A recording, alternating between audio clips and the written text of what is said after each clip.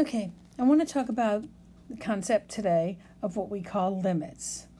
So let's go ahead and let's let f of x be a function.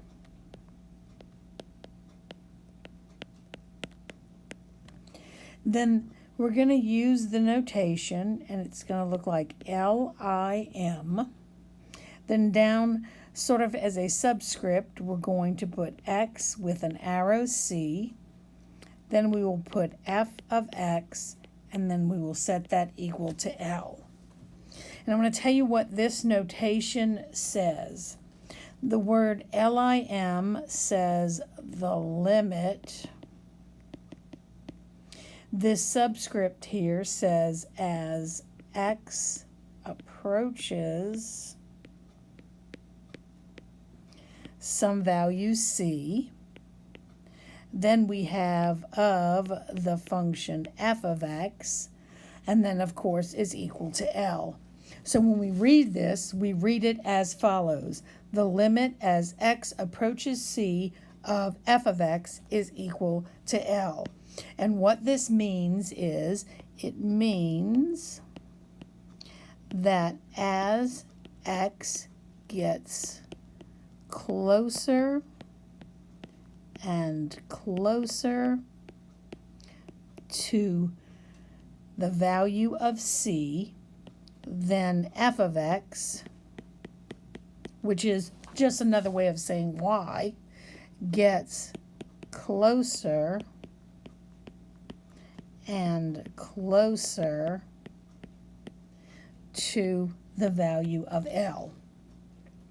Now, as we go through these next few sections, we are going to find that there will be 3 ways to find limits. And that's what we're dealing with here, limits. The 3 ways that we're going to have for finding them are, first, graphically. And you actually have a printout that's associated with these notes that you can print that we're going to go through shortly. The second way we have for doing this is analytically.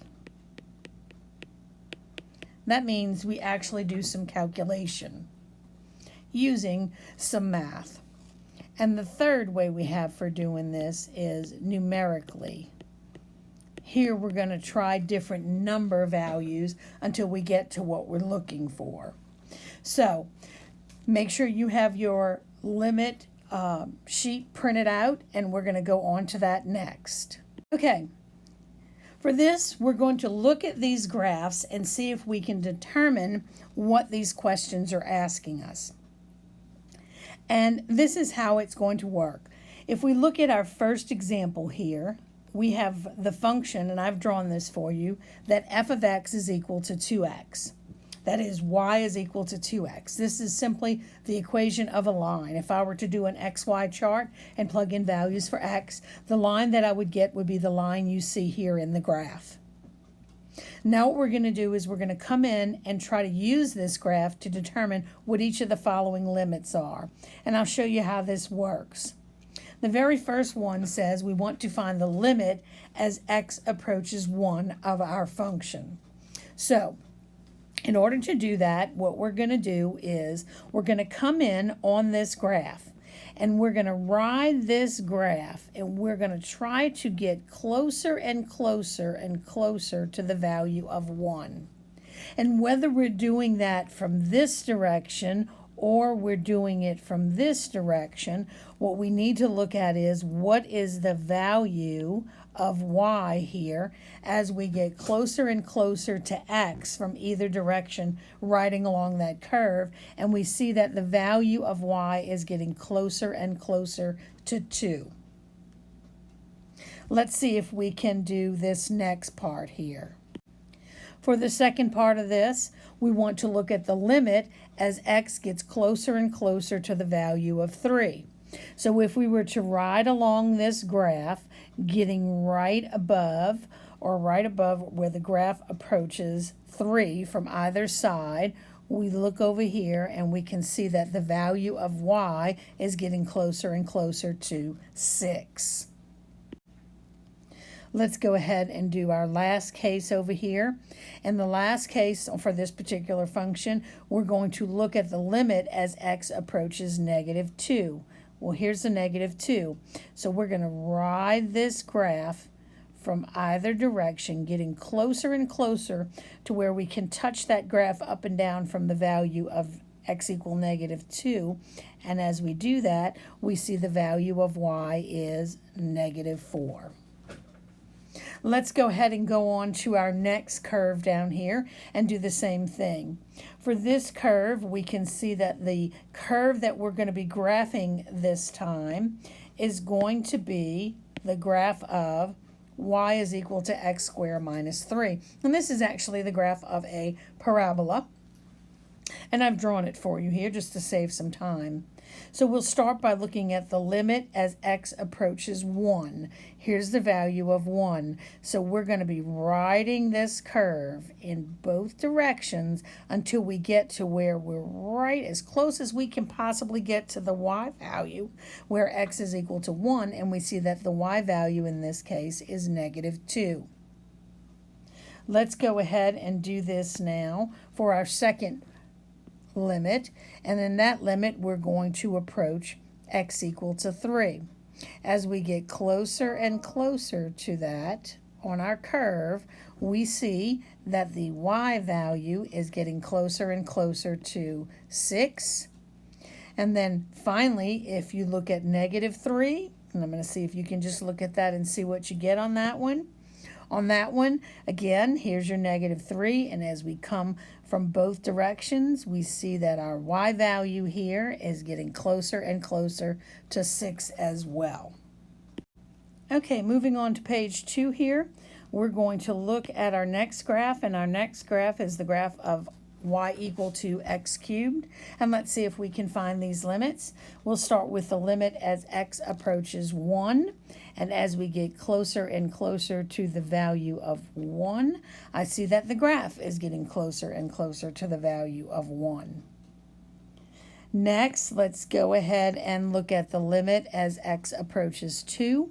As we get closer and closer to the 2, no matter which direction we are coming from, it looks like the value of y is getting closer and closer to 8.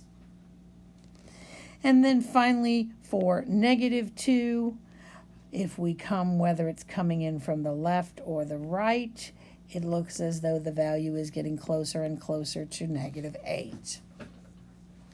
Now, one of the things that we need to talk about here shows up in number 4, and it says, notice that it does not matter whether the function exists there or not.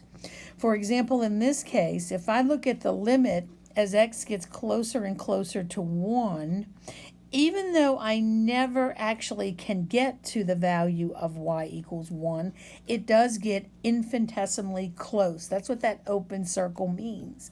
So the limit as x approaches 1 will be 1 as well, even though we can never actually get to that value. Okay, looking at our next page here, we're going to look at 3 particular cases where the limit does not exist. Now your graph here on the first one hasn't put my dots in there, so let's do this. On this line here coming from the left to the right here, I'm going to do a closed circle, and then down here I'm going to do an open circle. So in the first case we have where the limit doesn't exist is when we are approaching different values from the left and the right. Notice here as we come in from the left, the value here of y for the limit, and by the way, I didn't write this here. If I look at the limit as x approaches 3 of f of x. So as we get closer and closer to this value, if I ride this graph from left to right, my y value gets closer and closer to 4. But as I come in from the right, my value gets closer and closer to 1. In this case, we say that the limit then, as x approaches 3 of the function f of x, does not exist, and we will use the initials d and e to denote does not exist. In my second example, we look at what happens when the f of x increases or decreases without bounds. In this case, if I look at the limit as x approaches 0 of f of x, look what's happening. As we get closer and closer to the value of 0 from the right, the graph goes to infinity. It is increasing without bound. Likewise, if we come in from the right, we've got the same thing. And anytime those values increase without bound, we say that the limit does not exist, DNE. The third case exists if the value of y oscillates so much back and forth, we can't actually tell. If I look at the limit as x approaches 0 of this function, x equals 0 is sitting somewhere in here. And you can see that as I get closer and closer to 0 from both sides, it just keeps bouncing back and forth. And so in this case, once again, we would say that that limit does not exist. Okay, one more graph here, and let's get through this, and we'll see if we can figure this out. Now we've got to consider the places where this limit doesn't exist as we're doing this. Remember, the function doesn't need to exist there, but the values coming from the left and the right have to be the same, and they can't approach infinity. Let's see how this works. We'll start by looking at the limit as x approaches 1. Well, here I can see as I get closer and closer to x equal 1, whether I'm riding from either direction on the curve, the value of y gets closer and closer to 1 as well. Secondly, let's look at the limit as x approaches 4. Here's my value of 4. Notice here that no matter whether I'm coming in from the right or the left, the value of y is the same from both sides, and it is actually 4 as well. Let's look at the limit now as x approaches 2. If we look at the value of 2, whether we are coming from the right or the left, we still see that the value of y goes to 2 as well. Excuse me. The limit as x approaches 5. Again, here, whether I'm coming in from the right or I'm coming in from the left, I get the same thing. The value of y is getting closer and closer to 4. Next, let's go ahead and look at the limit as x approaches 3. Well, as x approaches 3 from the left, I'm going to get closer and closer to the value of 0. But as it approaches over here from the right, look at what's happening. This is what's happening from the left. I'm coming down and getting closer and closer to 0. But from the right, I'm getting closer and closer to 4. And if we approach two different values from the left and right, we say that this limit does not exist. Finally, we'll look at the limit as x approaches 6. And here, remember, it doesn't matter that it ever gets to 6. As long as it is approaching the same thing from the left and the right, the limit of that function does exist, and it is indeed 6.